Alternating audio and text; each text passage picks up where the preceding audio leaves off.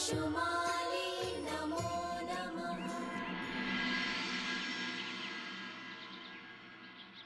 सीते, हे काय करत आहेस तू? तुमचे आभार मानते.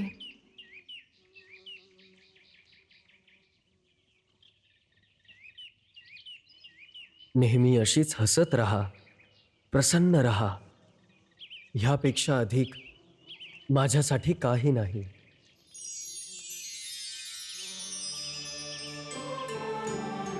माते,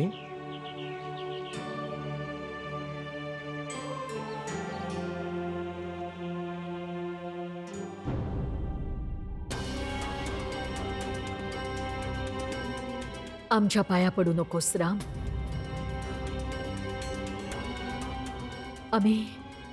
आम्ही आशीर्वाद देण्यायोग्य नाही. कारण जो आशीर्वाद स्वार्थीपणाने दिला जातो ना, तो कधीच सार्थकी लागत नाही. माझा स्वार्थ हा फक्त रामाला सुखी पाहणं एवढाच होता. आणि म्हणूनच आम्ही त्याचा दुसरा विवाह करण्याचा निर्णय घेतला होता. आमच्याकडून चूक झाली. आम्हाला क्षमा करा. माते, आम्हाला पापाचा अधिकारी नका बनवू. जिथे पुत्राला आणि सुनेला मातेला क्षमा करावी लागेल. नाही राम. आता जोपर्यंत तुम्ही दोघंही आम्हाला क्षमा करत नाही तोपर्यंत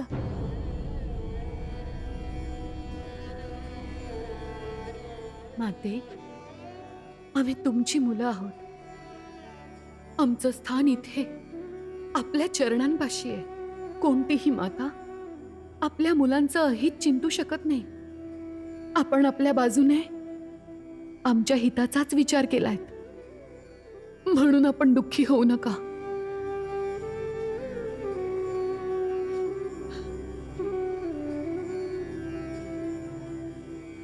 तुम्हा दोघांची जोडी युगायुगांपर्यंत राहील हा आमचा आशीर्वाद आहे.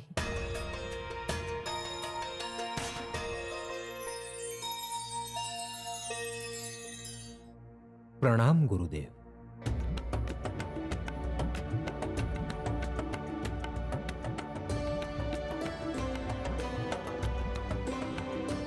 आयुष्यमान भव राजन. आपला आशीर्वाद मिळवण्यासाठीच आपल्याला इथे कष्ट घेऊन बोलवावं लागलं. नक्कीच काहीतरी विशेष कारण असणार राजन. होय गुरुदेव. गुरुदेव, काल रात्री मी एक स्वप्न पाहिलं. तत्पश्चात मी पूर्ण रात्र झोपू शकलो नाही.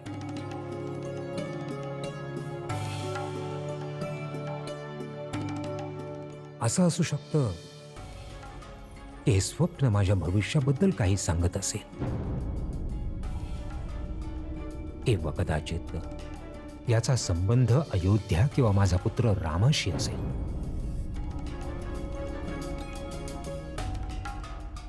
परंतु फारच अद्भुत स्वप्न होतं गुरुदेव. राजन,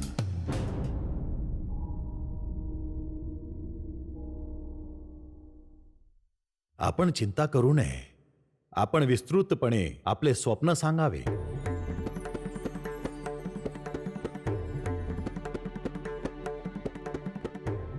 स्वप्नामध्ये मी एक खूप मोठा सर्प पाहिला गुरुदेव. तो सर्प तुम्ही कुठे पाहिलात राजन? माझ्या भवनामध्ये होता. पुढे काय झालं? सर्प भवनातून बाहेरच्या दिशेला चालला होता. मी सुद्धा त्याच्या मागे मागे जाऊ लागलो. चालता चालता मी अयोध्येच्या सीमेपर्यंत पोहोचलो. सर्प सीमेच्या पलीकडे जाऊन थांबला, माझ्याकडे वळला आणि त्याने त्याचा फणा उभारला. तत्पश्चात तो जंगलाच्या दिशेने निघून गेला. राजन, सर्पराज भवनातून बाहेर जाण्याचा अर्थ होतो की तुमची राजभवन त्यागण्याची वेळ जवळ आली आहे. हे राजन, हीच वेळेची सूचना आहे की तुम्ही तुमची राजगादी सोडून वामप्रस्थ आश्रम ग्रहण करावा. काही दिवसातच चैत्र सुरू होणार आहे आणि या चैत्राच्या दरम्यान आपल्याला आपल्या राजगादीसाठी उत्तराधिकारी निवडावा लागेल. आपण आपल्या 4ही राजकुमारांपैकी कोणाला उत्तराधिकारी बनवू इच्छिता? आपल्या दृष्टीमध्ये कोण हे पद निभवण्यासाठी योग्य आहे राजन?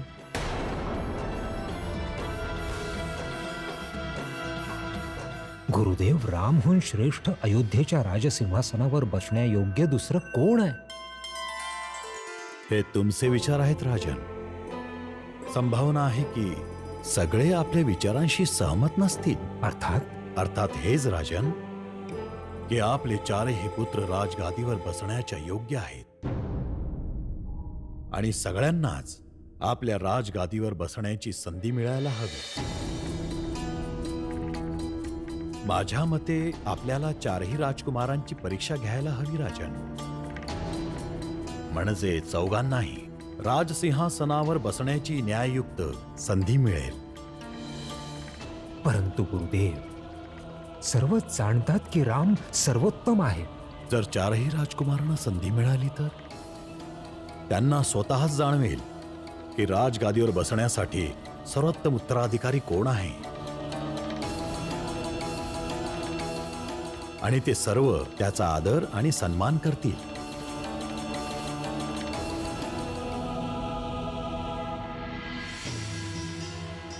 पण झालं काय आहे? हे जे काही होतंय ते चुकीचं होतंय. पिताश्री असा विचार तरी कसा करू शकतात?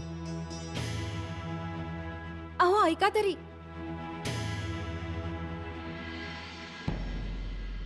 परंतु आपण या स्पर्धेत भाग का घेत नाहीत? मी स्वप्नातही माझ्या भावांशी शत्रुत्व करणार नाही. रामबंधूंची सावली आहे मी. लक्ष्मण माझा अनुज आणि शत्रुघ्न आणि माझ्यात कोणताही प्रकारचं अंतरच नाहीये.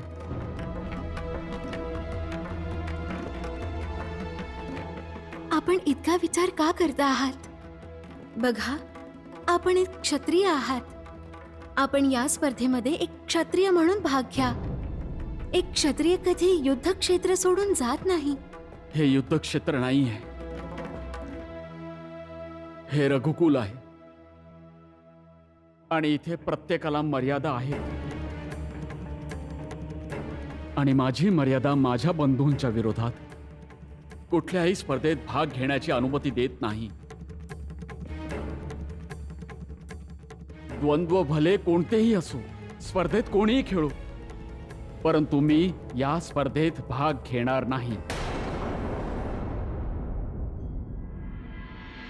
हे काय वारंवार प्रभू आपली परीक्षा घेत आहेत? देवेंद्र, तर मग हे अवतार कार्य कसं पूर्ण होणार? समस्या तर हीच आहे की कोणताही बंधू श्रीरामांच्या विरोधात स्पर्धेत सहभाग घेण्यास तयार नाही आहे. मग श्रीराम कोणत्याही विरोधाशिवाय राजा होतील का? नारायण नारायण.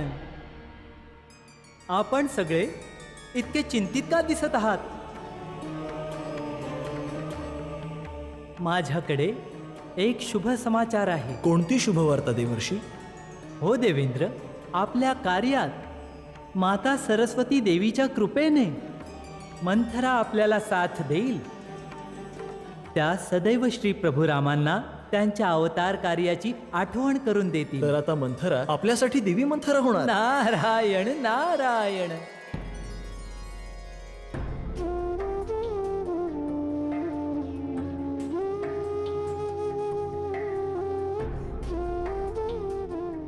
मग आपण विचारलं नाहीत? कसं विचारू सीते? माझं कर्तव्य त्यांच्या आज्ञेचं पालन करणं आहे, त्यांना प्रश्न विचारणं नाही. मंथरा माते, म्हणूनच तर संपूर्ण अयोध्येत तुझा जय जयकार होतो. आज्ञाधारी रामाचा जय जयकार. कसं येणं केलं मंथरा माते? आज्ञाधारी रामाचा छोटा भाऊ भरत आज्ञाधारी होत नाहीये. माहितीये का? का? त्याचं म्हणणं आहे की राम बंधूशी बरोबरी करण्याचं तात्पर्य असेल म्हणजे राम बंधूंच्या अधिकारानं आव्हान देणं.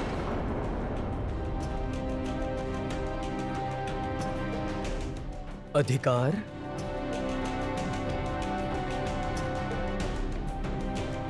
कोणता अधिकार मंथरा माते? मोठा बंधू होण्याचा अधिकार.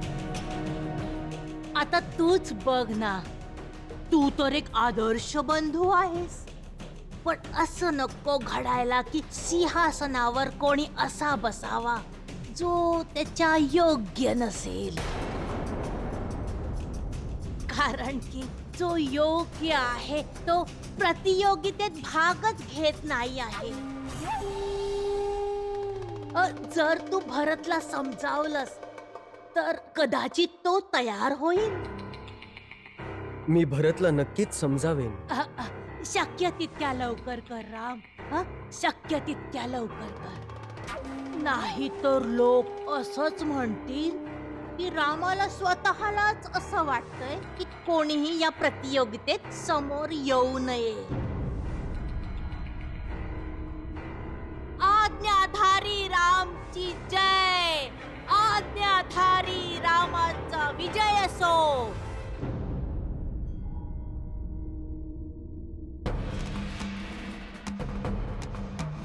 आपण हा विचार तरी कसा केलात पिताश्री? आपण हा विचार तरी कसा केलात की तुमचा हा लक्ष्मण आपल्या देवासमान बंधूचा रामाचा विरोध करेल?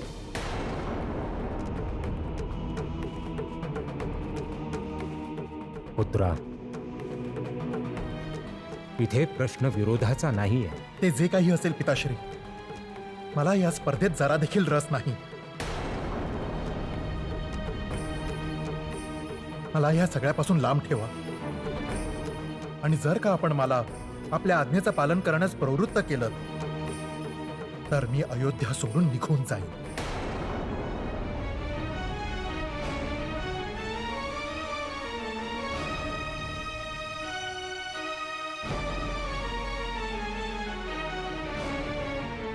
बंधुराम माझ्यासाठी पूज्य आहेत. मी त्यांच्याशी स्पर्धा करू शकत नाही.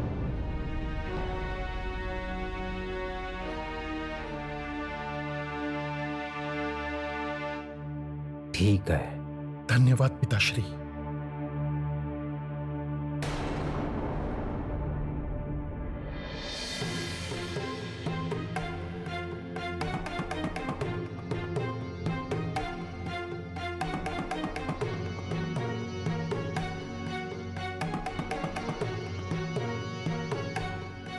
भले काहीही होऊ दे पिताश्री, मला या स्पर्धेतून बाहेरच राहायचंय.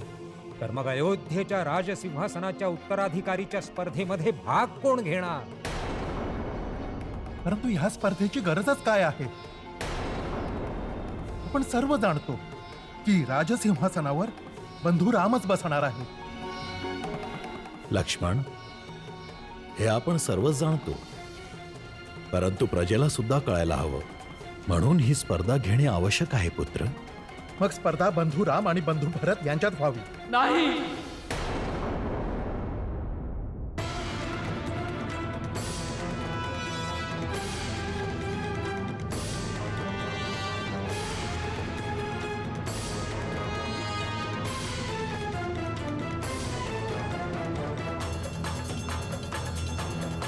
कोणतीही सावली आपल्या शरीराशी प्रतियोगिता नाही करत. मग मी कसं करू शकतो? पिताश्री, मला या बंधनातून मुक्त करा. राम बंधू माझे आदर्श आहेत, माझ्यासाठी परमेश्वर आहेत. त्यांच्या विरुद्ध स्पर्धेचा मी विचारही केला तर माझी इंद्रिये काम करणं बंद करतात. असं वाटतं मी माझ्या जीवन मूल्यांना विसरलो आहे. ते जीवन मूल्य काय आहे भरत?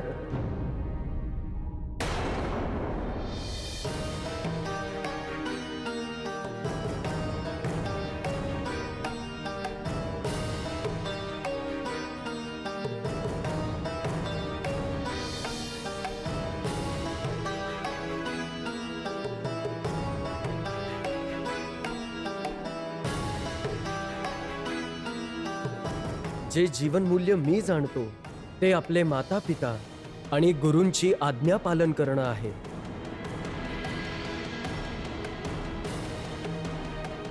आपण ह्या स्पर्धेत भाग घ्यावा हीच आपल्या पिताश्रींची आणि गुरुवर्यांची आज्ञा आहे.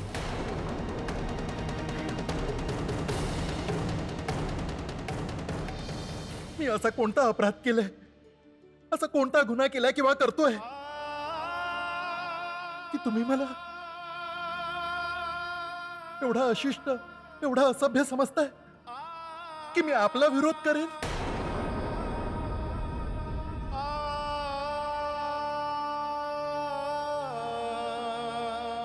सांगावे बंधू, मी आपला विरोध करू तरी शकेन?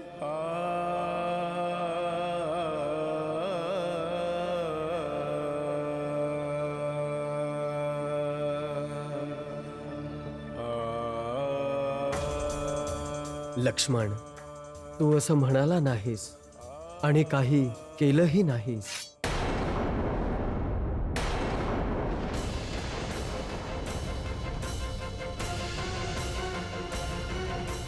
याआधी की मी कुठल्याही स्पर्धेत आपल्या समोर उभा राहीन, त्याआधी मी मरण पत्करणं जास्त उचित समजेल.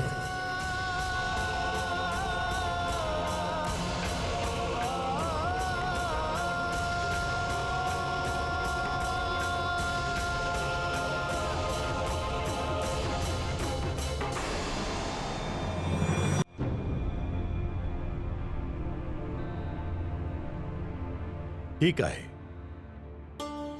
या स्पर्धेतून लक्ष्मण आणि शत्रुघ्नाला मुक्त केलं जात आहे. ही स्पर्धा फक्त राम आणि भरत मध्ये होईल. नाही नाही गुरुवर्य, हे असंभव आहे. भरत, तू म्हणाला होतास तू माझी सावली आहेस. सावली तिथेच जाते जिथे तिचं शरीर जातं, बरोबर? हो बंधू. शरीर जे करतं तेच सावली देखील करते. हो बंधू. मग जर मी ह्या स्पर्धेत भाग घेत असेन तर माझी सावली कुठे असेल?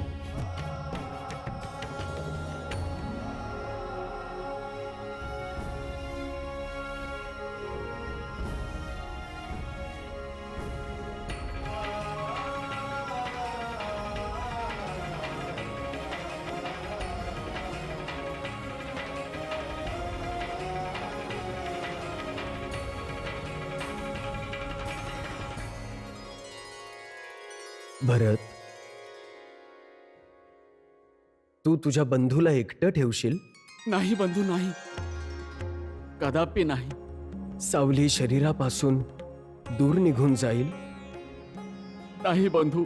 तर तू बंधुप्रेमाचे एक उदाहरण स्थापित करू इच्छित नाहीस?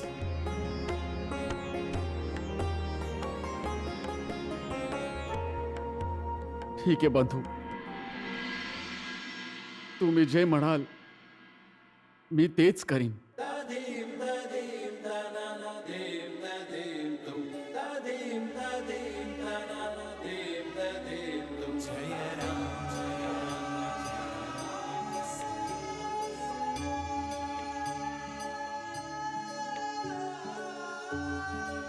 ठीक आहे. या स्पर्धेला उद्या प्रारंभ होईल.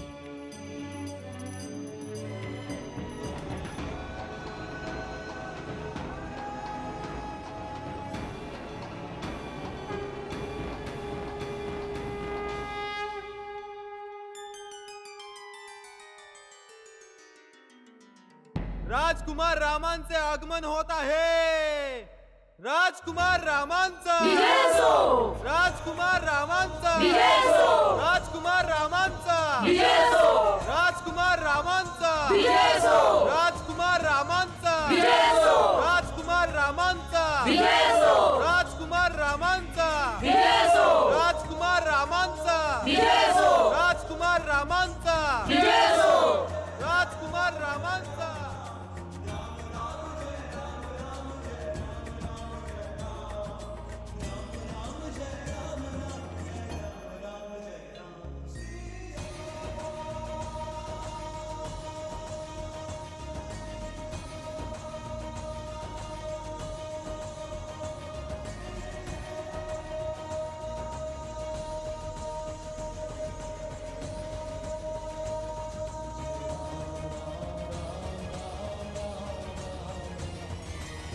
राजकुमार भरतांचे आगमन होत आहे. राजकुमार भरतांचा राजकुमार भरतांचा राजकुमार भरतांचा राजकुमार भरतांचा राजकुमार भरतांचा राजकुमार भरतांचा राजकुमार भरतांचा राजकुमार भरतांचा राजकुमार भरतांचा राजकुमार भरतांचा राजकुमार भरतांचा राजकुमार भरतांचा राजकुमार भरतांचा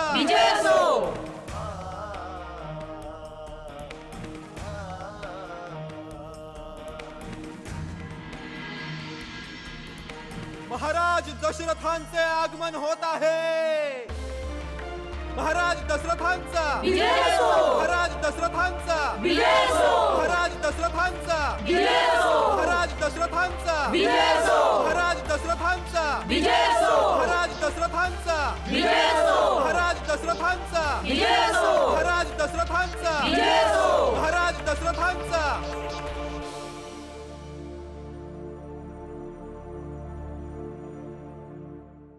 आजचा दिवस फारच शुभ आहे. आज इथे अयोध्येच्या होणाऱ्या शासकाच्या स्पर्धकांच्या कौशल्याचं दर्शन होईल. आता मी गुरुवर्यांना विनंती करतो की त्यांनी या स्पर्धेचा शुभारंभ करण्याची कृपा करावी.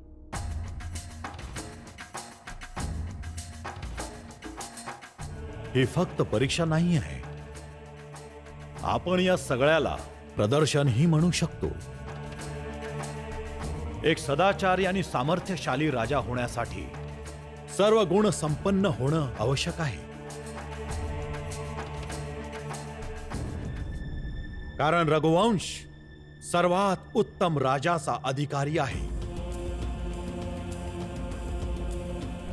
या न्याय प्रतियोगितेचे 3 चरण असतील.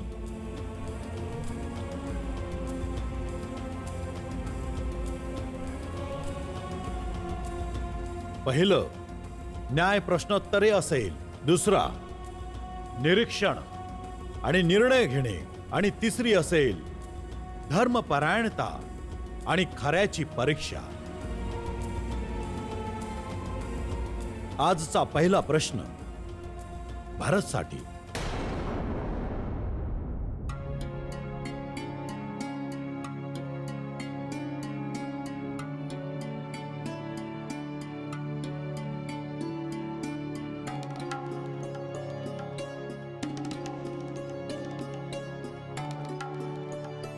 भरत, जर एका होडीत 5 छिद्र आहेत आणि त्यातलं एक छिद्र उघडलं तर ती होडी बुडून जाईल.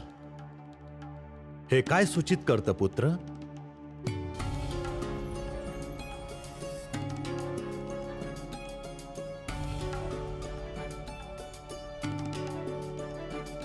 गुरुदेव, ही रूपकं आहेत आमचं शरीर आणि त्यांच्या 5 इंद्रियांची. या 5 इंद्रियांपैकी एका जरी इंद्रियाने काम करणे बंद केले तर हे शरीर रूपी नाव बुडून जाईल.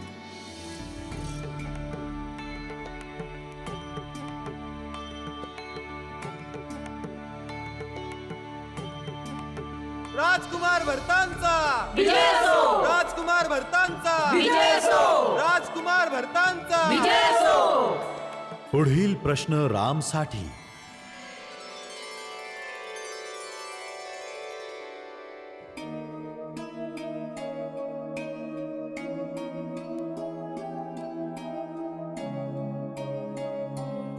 राम, अशा कोणत्या 5 अग्नी आहेत ज्यांना नेहमी पावित्रतेने पाहायला हवे?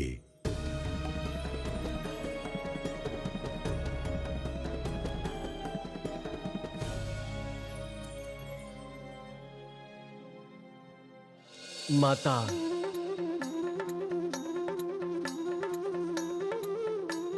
पिता,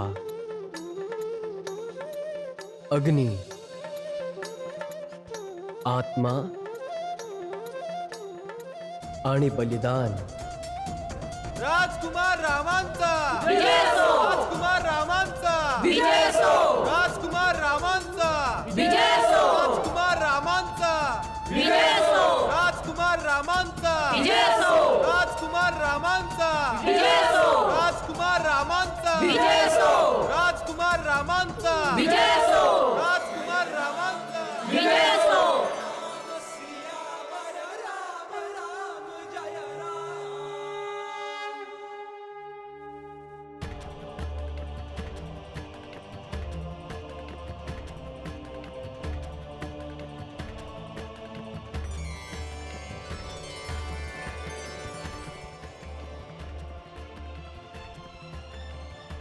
भरत, सुक्या लाकडांसोबत ओली लाकडेही आहेत. सांग, याचा काय अर्थ आहे?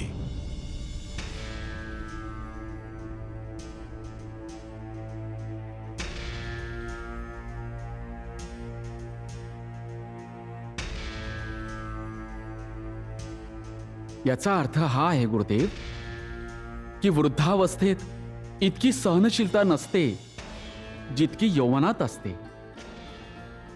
यौवनात थकवा येण्यास वेळ लागतो.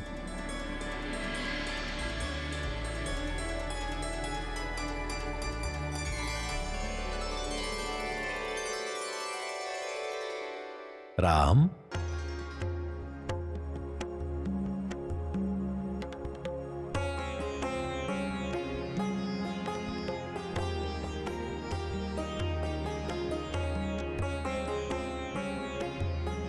गुरुदेव, जसे ओले लाकूड कोरड्या लाकडासोबत जळतं, तसेच एखादी निर्दोष व्यक्ती दोषी माणसांसोबत राहील त्यालाही दंड मिळतो जो दोषी माणसाला दिला जातो. म्हणूनच अशा दोषी माणसांपासून दूरच राहिले पाहिजे.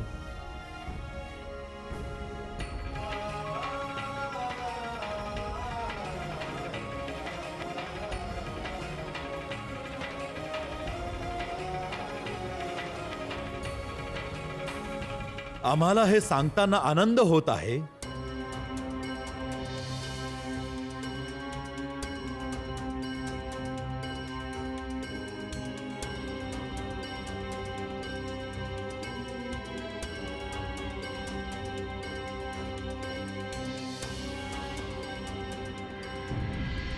की दोघांचंही उत्तर योग्य आहे.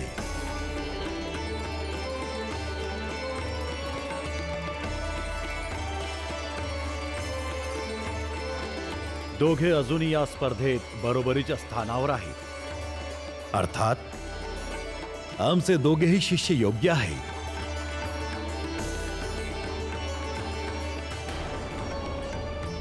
एक सदाचारी आणि सामर्थ्यशाली राजा होण्यासाठी त्याच्यात 5 गुण असणं अति आवश्यक आहे. याकरिता या प्रतियोगितेचे अंतिम चरणाचे प्रदर्शन उद्या पटांगणात होईल. सभा उद्यापर्यंत बरखास्त केली जात आहे. महाराज दशरथांचा महाराज दशरथांचा महाराज दशरथांचा महाराज दशरथांचा. भरतने प्रतियोगितेमध्ये रामाशी काय बरोबरी केली आहे. हे तू काय बोलते आहेस मंथरा? असं मुळीच नसतं. भावाभावांमध्ये प्रतियोगिता कशी असू शकेल?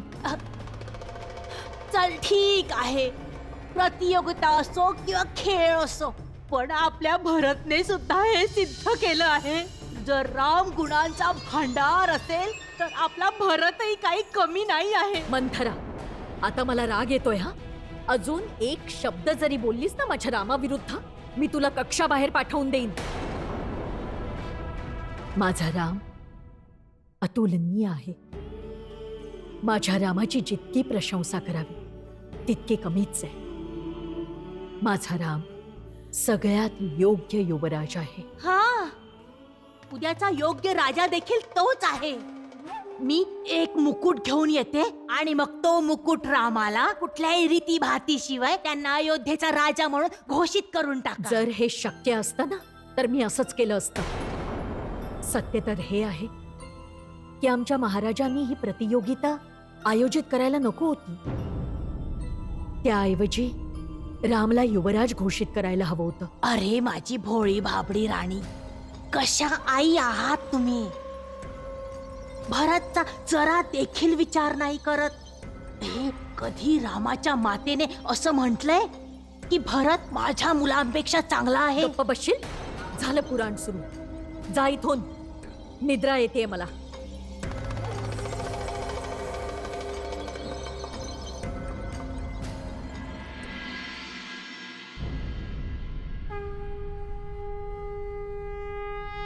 महाराज दशरथांचा महाराज दशरथांचा महाराज दशरथांचा महाराज दशरथांचा महाराज दशरथांचा महाराज दशरथांचा महाराज दशरथांचा महाराज दशरथांचा महाराज दशरथांचा. हे तिसरे चरण धनुर्विद्या किंवा युद्ध कलेबद्दल नाही आहे. हे एका शूरवीराचे गुण आणि त्याच्या जिंकण्याच्या क्षमतेला जाणून घेण्याबद्दल आहे. राम आणि भरतला अयोध्याच्या बाहेर उत्तर दिशेच्या वनात जायचे आहे. तेथे एकमुखी रुद्राक्षाचा वृक्ष शोधायचा आहे आणि एकमुखी रुद्राक्ष आणून महादेवाच्या चरणी समर्पित करायचा आहे. जो कोणी राजकुमार सर्वप्रथम तो रुद्राक्ष घेऊन येईल त्यालाच विजेता घोषित करण्यात येईल. राम, भरत, तुम्ही दोघेही प्रस्थानासाठी तयार राहा.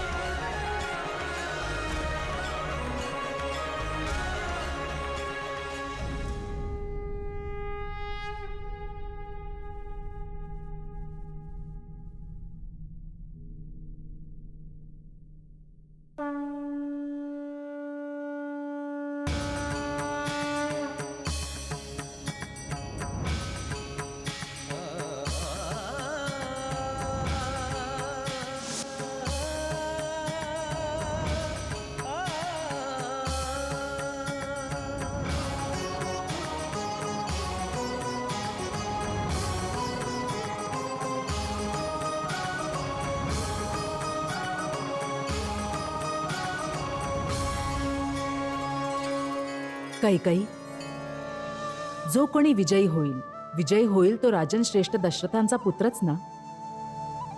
खेळ काही वेळेस भावनांना काहीसा विचलित करतो.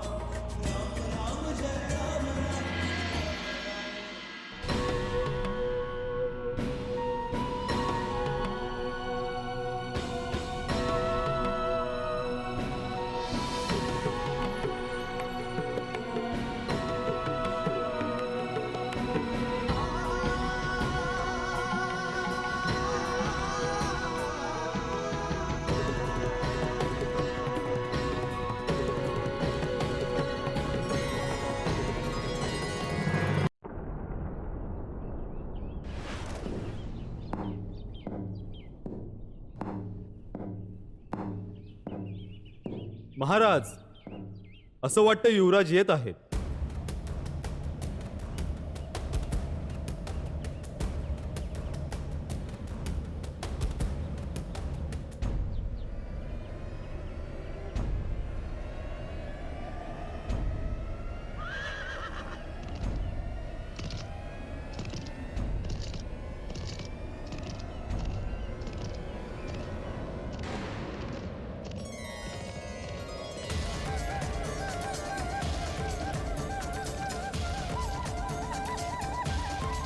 राजकुमार भरतांचा राजकुमार भरतांचा राजकुमार भरतांचा राजकुमार भरतांचा राजकुमार भरतांचा राजकुमार भरतांचा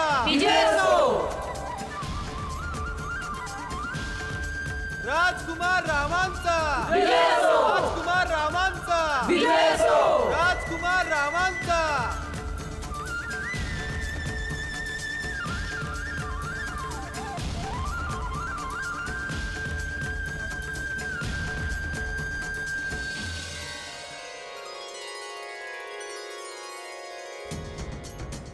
दोन्ही राजकुमार, आपले आपले रुद्राक्ष आमच्या समोर प्रस्तुत करा. भरत, तू माझ्या आधी आला आहेस. खूप बरं वाटलं. जाऊन गुरुवर्यांना रुद्राक्ष दे. परंतु बंधू, माझ्याकडे रुद्राक्ष कुठे आहे? तो तर आपल्याकडे आहे ना? भरत, मला रुद्राक्षाचा वृक्षही दिसला नाही. मलाही नाही दिसलं बंधू.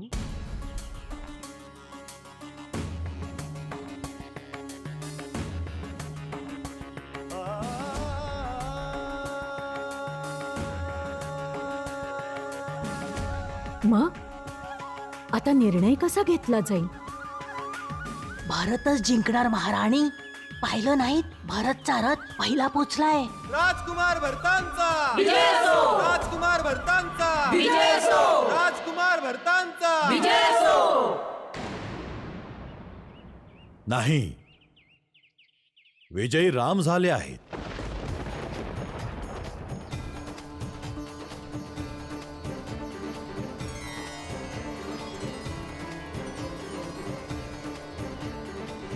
कारण रामने हे प्रमाणित केलं आहे की एका राजाला त्याच्या प्रजेच्या प्रति दयावान असायला हवं.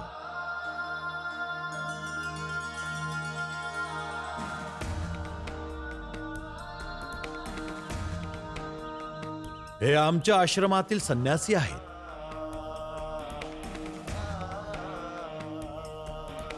मी फक्त तुम्हाला हे सांगू इच्छितो की राजधर्म काय आहे. दया, प्रजेचं हित, त्यांचा आशीर्वाद मिळवणं, त्यांच्या हृदयात घर करणं, हा सर्वात मोठा राजधर्म आहे. रामाचा भरतसाठी आणि भरतचं रामसाठी रुद्राक्ष तिथे सोडून येणं, हे बंधू प्रेमाची निशाणी आहे.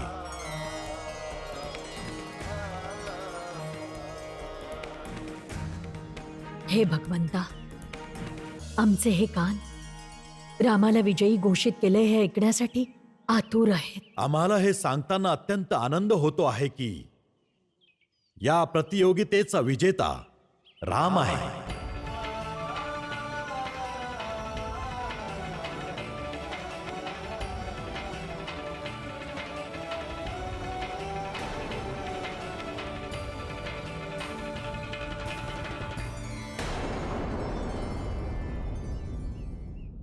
खूप खूप अभिनंदन पुत्रा.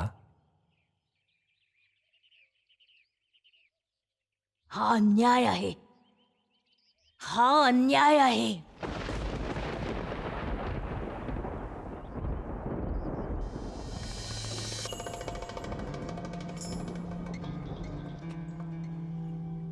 राजा दशरथ, आपण आपल्या वचनाचे पक्के नाही आहात.